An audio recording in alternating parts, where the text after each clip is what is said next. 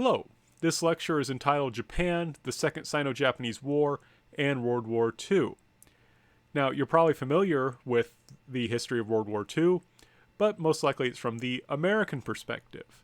And it's important to think about things from the Japanese perspective in order to understand, of course, Japanese comics and animation during this time.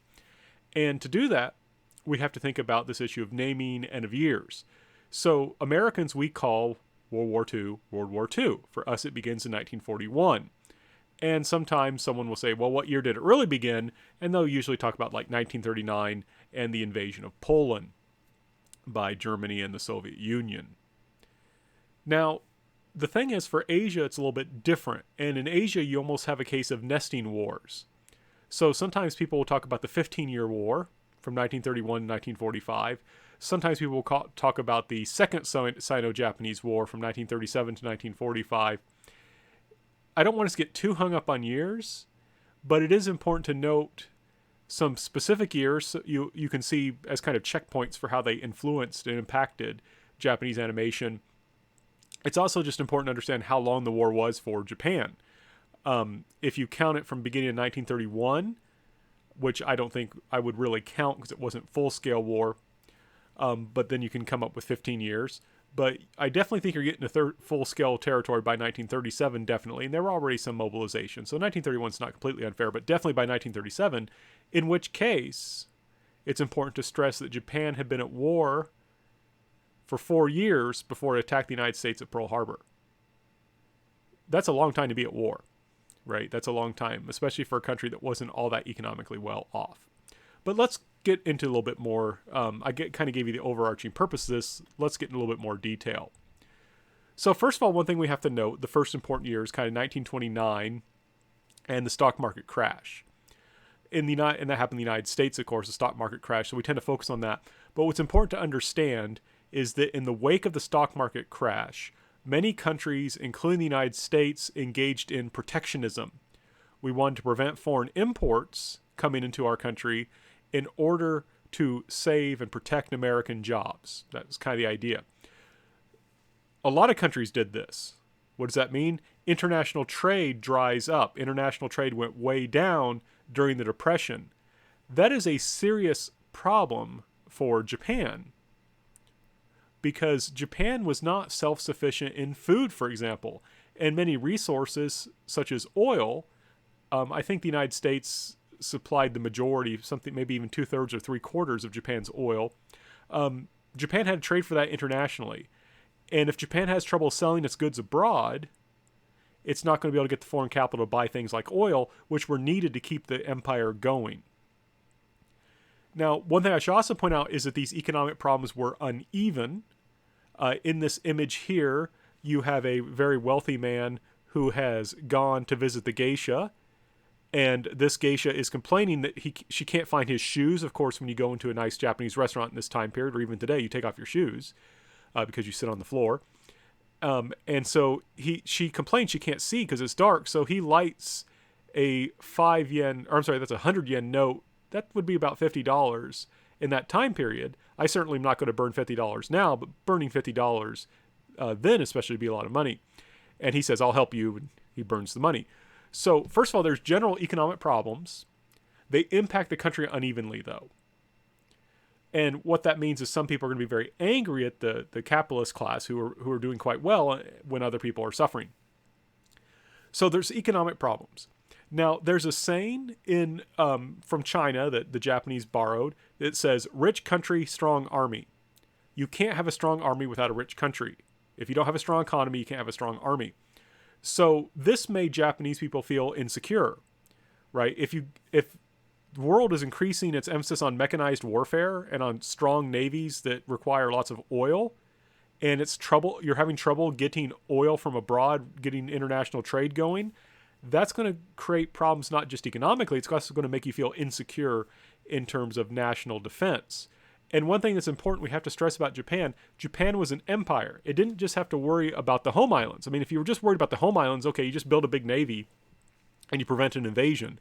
But Japan had an empire that included Taiwan, and it had a place in the Asian mainland in terms because it had annexed Korea in 1910, and earlier it gotten hold of the Kwantung Peninsula.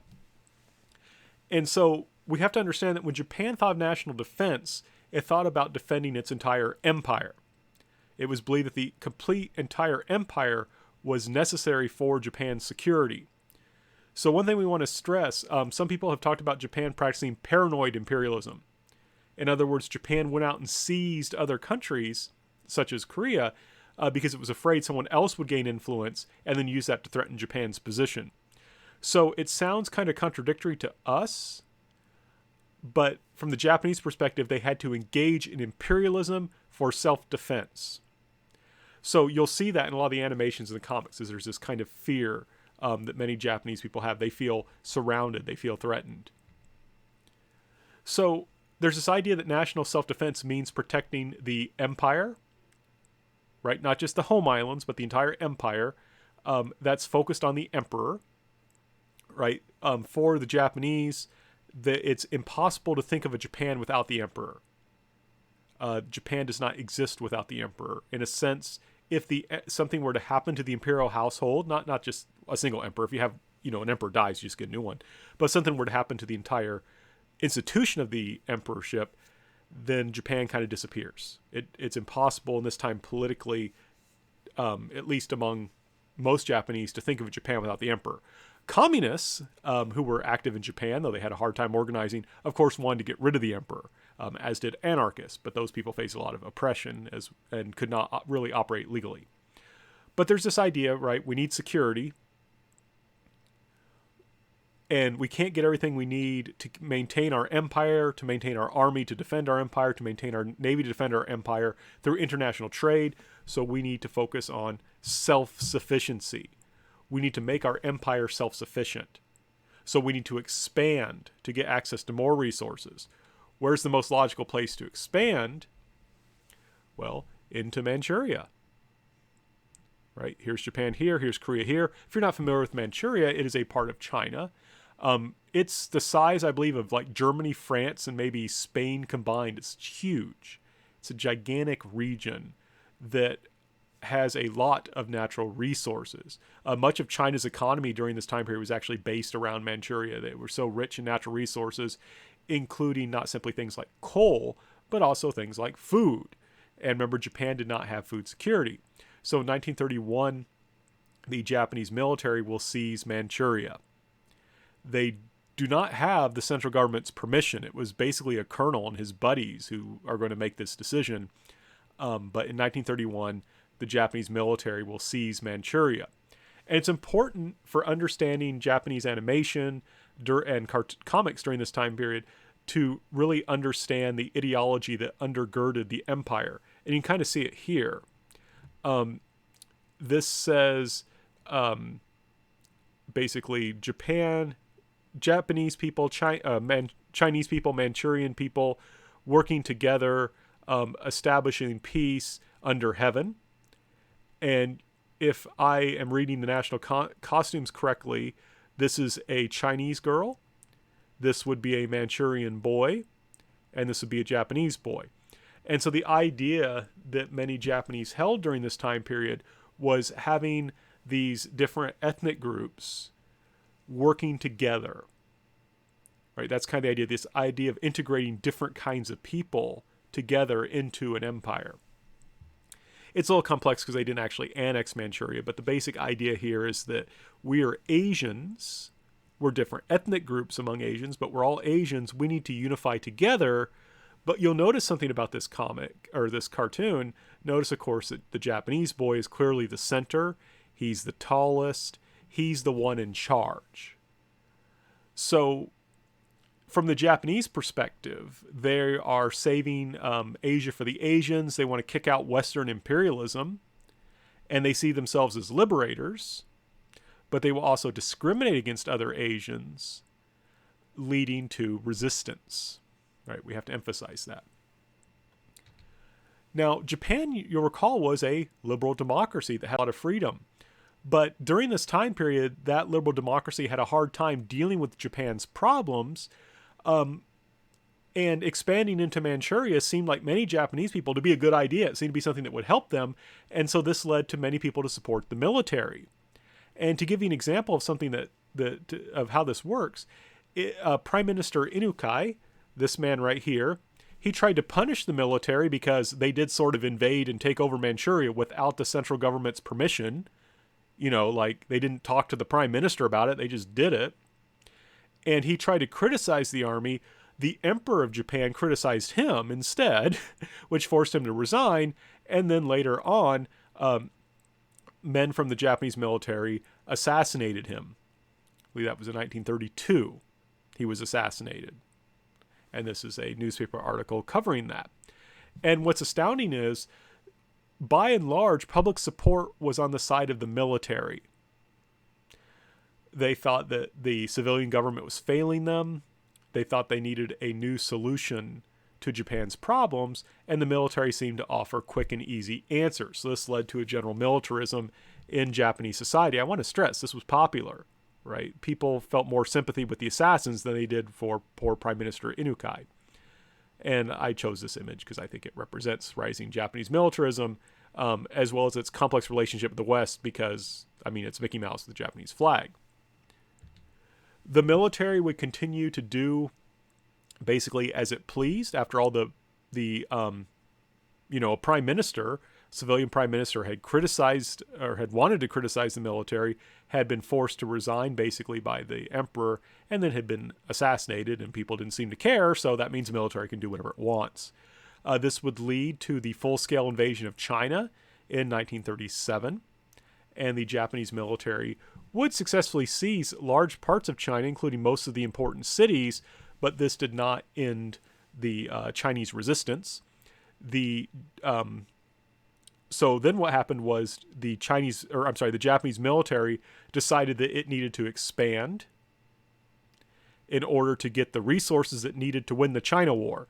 So this is kind of the weird thing about Japan in World War II, or we're in the Sino-Japanese War, right? World War II hasn't really broken out.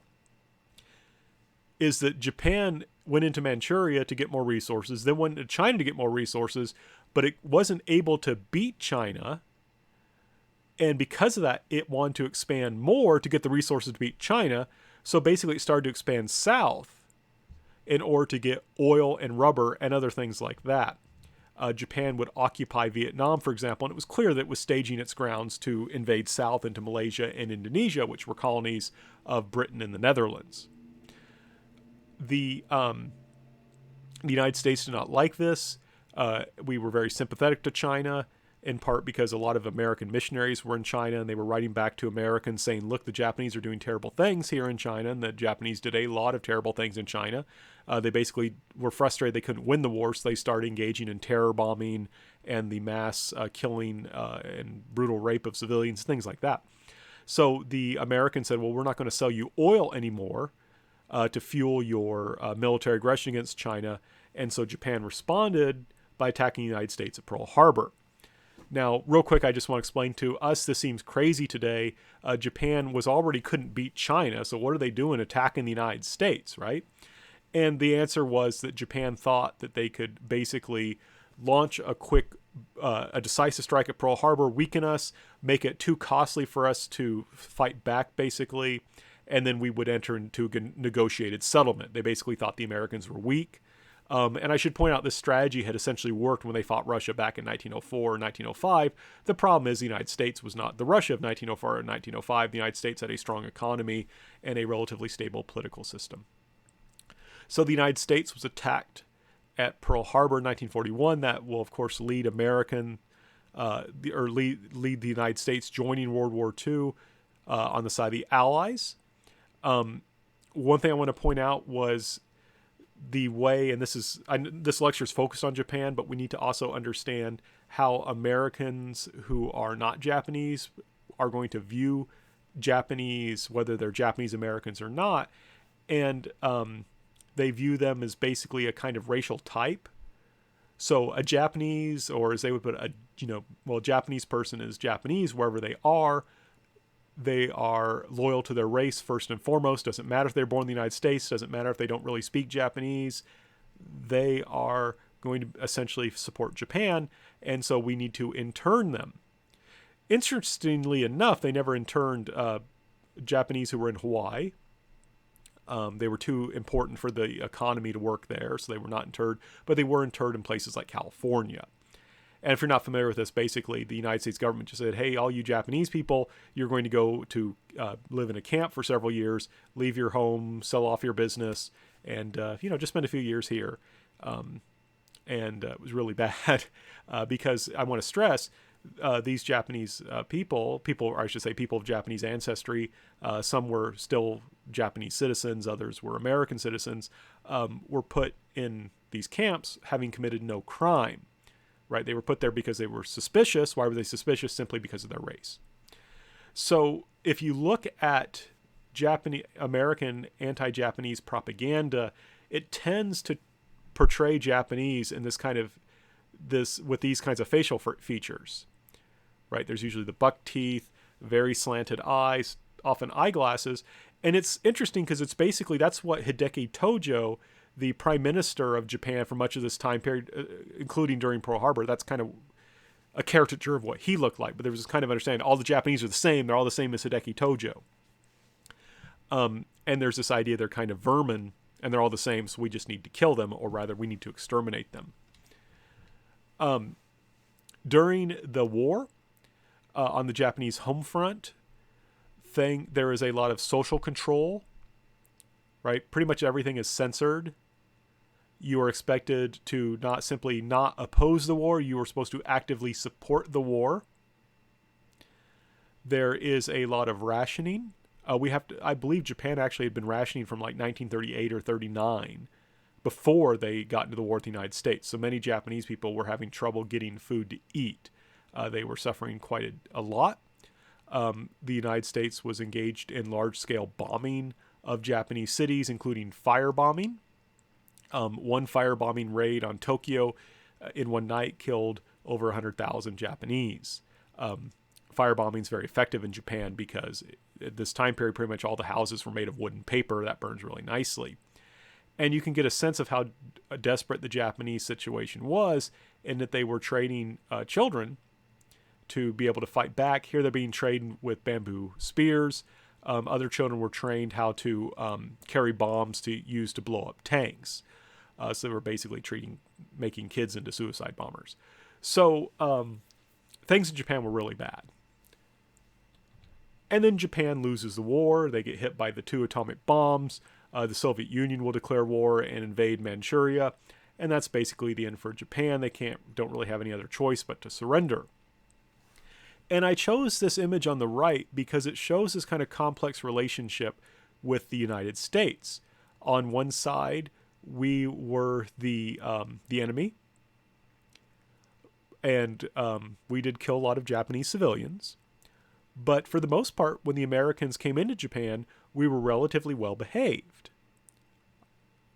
I want to stress relatively, but there was nothing like what the Japanese expected. They thought we'd just come in and there would be mass rapes and massacres of civilians. And I don't want to say that there weren't any occasions of that sort of thing. There were, but not way, way off from the extent of what the Japanese people expected. I mean, they just thought that instantly the Americans would come in and just organize these things, just go at it. And it didn't happen. Instead, Americans did things like give away candy and give away food to try and help people who were in danger of starving. And quick American action did save huge numbers of Japanese people from starving to death. And the American occupation of Japan is going to lead to kind of a new birth of freedom in Japan. That's something we'll have to talk a little bit more about later. But that leaves this complex view of the Americans. On one side, they killed a lot of Japanese people. On the other side, they brought freedom. A freedom that many Japanese people had been longing for years.